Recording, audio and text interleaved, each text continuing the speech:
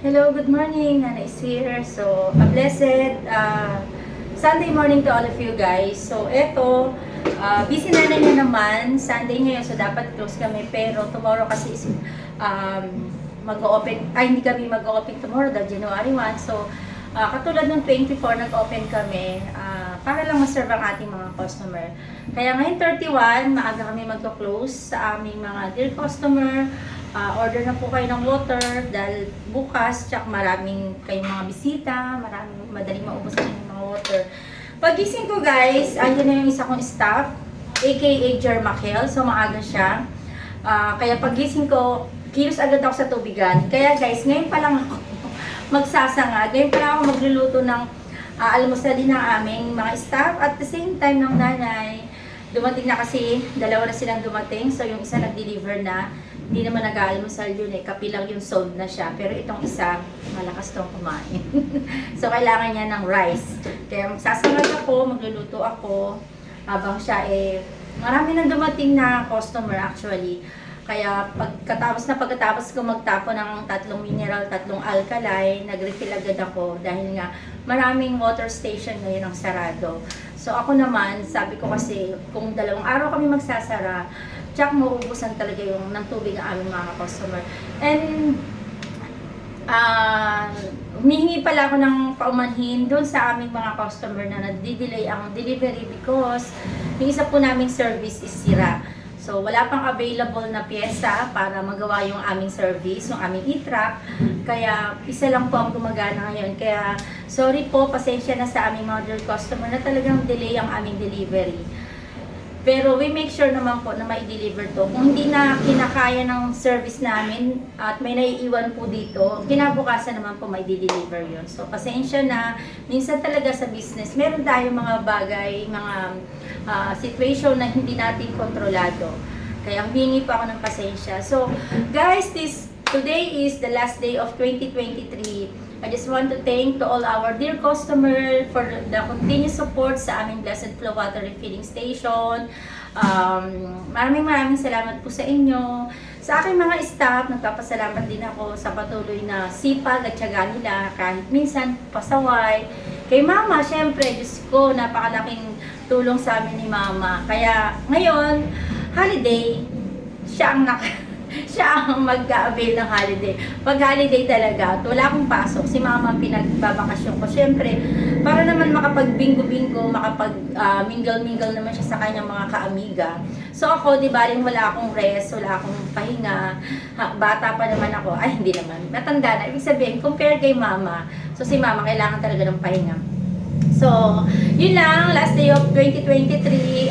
Praying na tomorrow, first day of 2024, maging okay ang lahat, blessed tayong lahat. So, itong nangyari ng 2023 na hindi maganda, sana pagdating ng 2024, maging maayos na. Teka muna, habang nagdadaldal ako, gasan ko kaya itong kawali. Kasi hindi ako matatapos. So, yun lang. Sana, man yung mga bad things na nangyari ng 2023, hopefully and praying na this coming 2024 maging okay na. Yan. So, ganito talaga ang life. May ups and down, di ba? So, hindi natin makokontrol yan. All we have to do is pray.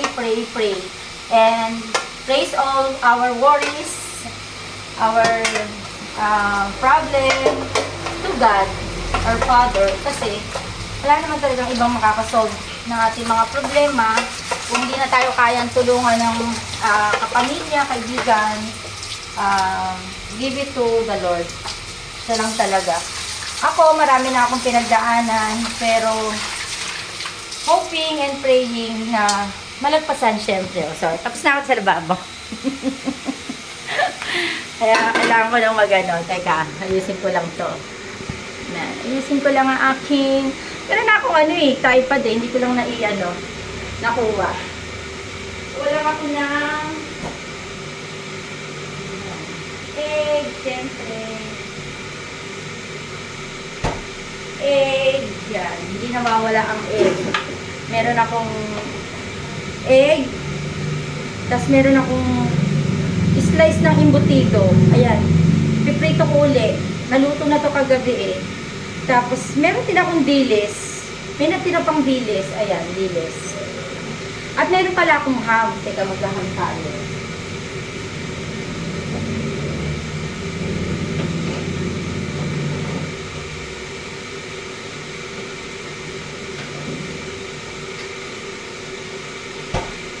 Meron pa akong ham dito. Yan.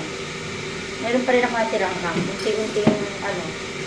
So, ito guys, busy. Busy na naman ang nanay. As usual. Kaya, always praying na bigyan talaga ako ni Lord ng lakas. Hindi ako pwedeng manghina because ang dami kong obligation. Marami talaga, promise. Kaya, yun ang lagi kong dasal kay Lord na sana hindi ako magkasakit, bigyan ako ng lakas. So, ito lang po, magluluto na po ang nanay. Masyadong mahaba ang aking seremonya. A blessed Sunday morning to all of you guys. Salubungin po natin ang matiwasay, maayos, ligtas ang ating 2024. Thank you and God bless us all. Always pray and be thankful for the gift of life. Thank you. Happy New Year to all of you.